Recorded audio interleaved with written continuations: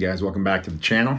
Today I'm going to do a video for my buddy Chris from Missouri. He just hit 1,500 subs. It's not a VR, but he did a video talking about his Mount Rushmore, basically who are the 4 best living players. He had it broken out between position players and pitchers. He also did not include any of the steroid guys. So I'm going to do one video and have my 2 Mount Rushmores, pitchers and position players. I'm also not going to include the steroid guys. So without further ado, let's check it out. See these 2 Mount Rushmore lists. If you guys agree or disagree, I'm curious. So let me know in the comments below. All right, so let's check it out. All right, guys. So I'll start with pitchers for my Mount Rushmore. Out of the living pitchers, this was a tough one. There's so many good living pitchers because we had such dominant pitchers in the 80s and 90s. But here are my 4, and I'm sure people will disagree, but that's fine. So let me know in the comments why. Number 4, greatest living pitcher, my man Nolan Ryan. He obviously all-time strikeout king with 5,714 strikeouts. He's the only member of the 5,000 strikeout club.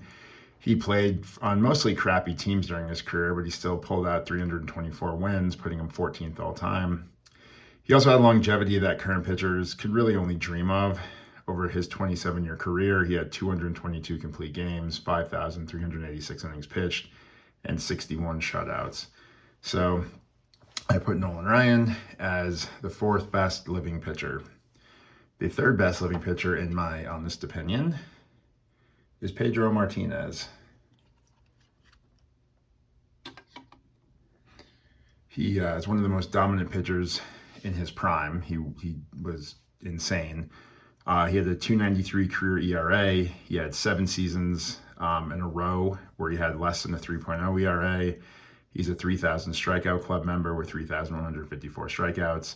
He has 3 Cy Young awards, and that's what puts him on the list. But as a Yankees fan, I don't like him. All right. In my opinion, the 2nd best living pitcher, Greg Maddux. Maddux has 355 wins, so he has the most of any living pitcher. 4 Cy Young awards. He never led the league in strikeouts, yet he's still in the 3,000 strikeout club. He uses brain and his insane fielding skills to get batters out. He also has the most Gold Gloves of any player in any position in history with 18. And then lastly, on the pitcher, Mount Rushmore, in my opinion, the greatest living pitcher, Sandy Koufax. Though he only played for 12 seasons, he had just an insanely dominant career. He had 4 World Series championships. He averaged over 24 wins per season for his last 4 seasons. He won 3 Cy Young awards and an MVP, which is pretty crazy because, you know, pitchers don't really win MVPs that often. He had over 300 strikeouts 3 times, but only averaged 68 walks per season during those seasons when he had over 300 strikeouts. His final 4 seasons, he pitched a 2.04 ERA or better. He also had the single season strikeout record with 382, and that lasted until Nolan Ryan beat him by 1 with 383. So in my opinion, Koufax is the greatest living pitcher. So we'll look at these cards one more time. Here's the 69 Ryan. Love that card. Here's Pedro's Bowman rookie. Maddox's Leaf rookie, and the 55 Koufax. Now, my Mount Rushmore for position players. In my opinion, the 4th best living player, Johnny Bench. I know Chris is going to disagree with that. I'm sorry because I know I'm making this video for him, but still.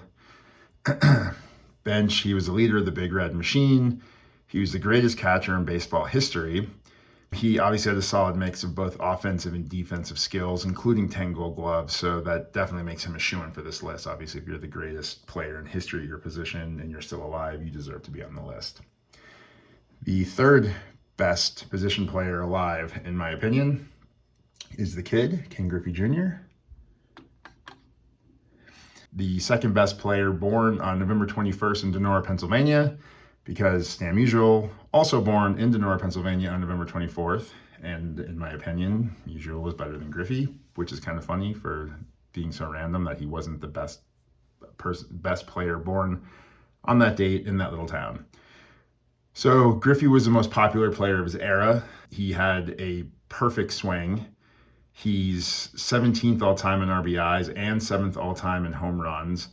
And like Bench, had 10 gold gloves. I put him a little higher than Bench because I would say that as a fielder, he was nearly as good as Bench was.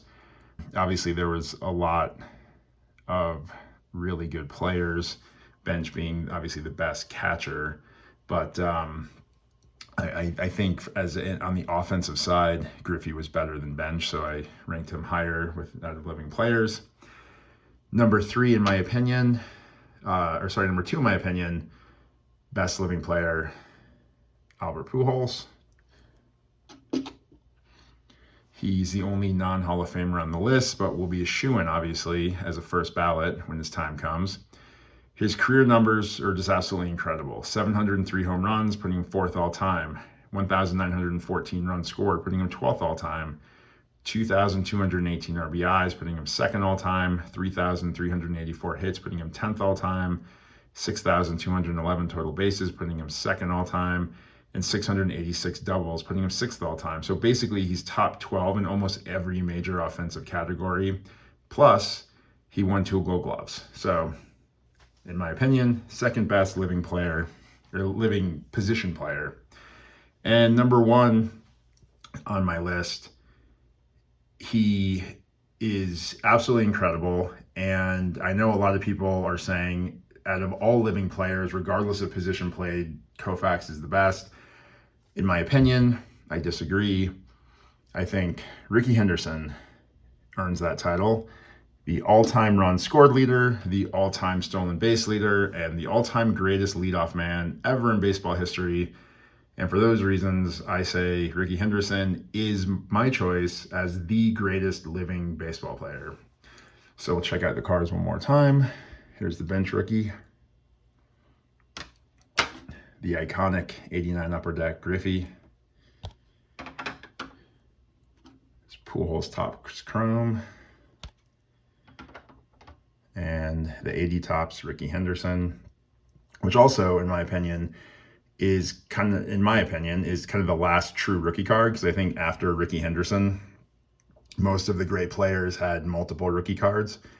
And Rickey, this was his only rookie card, so I would say this was like the last true rookie card as well. So the greatest living player and the last true rookie card.